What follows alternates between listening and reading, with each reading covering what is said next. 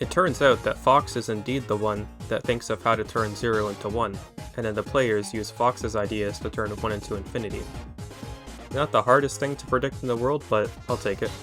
The part that I wasn't expecting was Fox communicating his ideas to his players using hand signals. There aren't many ways for a coach to tell their team to make certain plays in the middle of a match, so I'm not sure what I was expecting.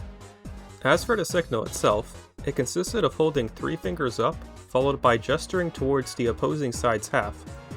After Fox made this signal, Swift, Skeleton, and Archanpong were highlighted, and then proceeded to send the ball up to Aki. I'm not sure how much of what happened afterwards was done due to the hand signal, but I'm more curious about what Fox will do if he wants to execute a plan that involves every player on the team. The players on the half of the field closer to Fox could see his hand signal, but what about the players on the other half? Some of the players on the team have small eyes, so they may not be able to see the hand signals Fox is making. It could be that when Fox wants to execute a play consisting of a few players close to him, he uses hand signals, and when the play consists of several players that could be on the other side of the field, he uses full body gestures. Fox is already the kind of guy who feels no shame making public appearances looking the way he does, so him doing an interpretive dance doesn't seem that far-fetched. The idea is cool though, and I'm glad to see more unique team dynamics in this series. Okay, let's talk about Aryu. Aryu fails to completely Oh boy. Aryu fails to completely shut down Augie twice, but does prevent him from making a shot on goal twice. I'm gonna be salty and say, I like to see Nico do better in this situation. I'm not gonna explain my thoughts in more detail, because I want to finish the script before the leaks for chapter 357 release, but slandering Nico brings me almost as much joy as seeing Otoya getting playing time, so I'll revisit this topic another time.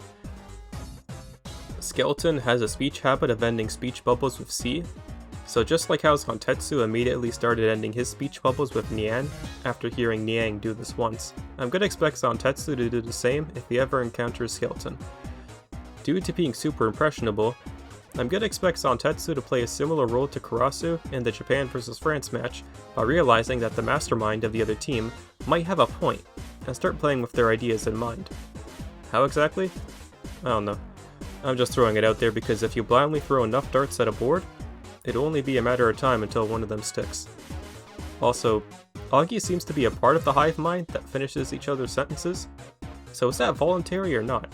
Still curious to see whether or not Augie had something to do with this team being as creepy as it is. Also, not only did Aiku touch the ball, but he blocked the shot on net. Like I said, I had a feeling this would be Aiku's best match of the arc so far, and he's already done better than he did in the last match, so I expect my Aiku stocks to continue rising. Childs is still smiling and being a silly goober, but I think it's ironic that he's talking about taking the initiative. In chapter 214, Uber's plan was to set up low-risk attacks until the ball gets stolen, and then jump the player that steals the ball.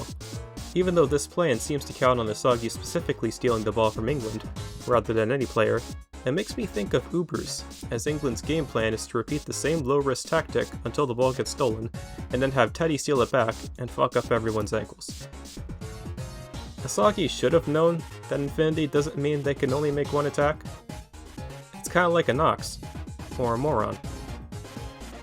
Yukimiya got dribble passed by Teddy, but since Yukimiya's dribbling style is close to Teddy's, utilizing fast powerful dribbles with the addition of varied cuts to make him hard to read, I'm gonna guess Yukimiya will take away something from this style and make use of it on offense and or defense.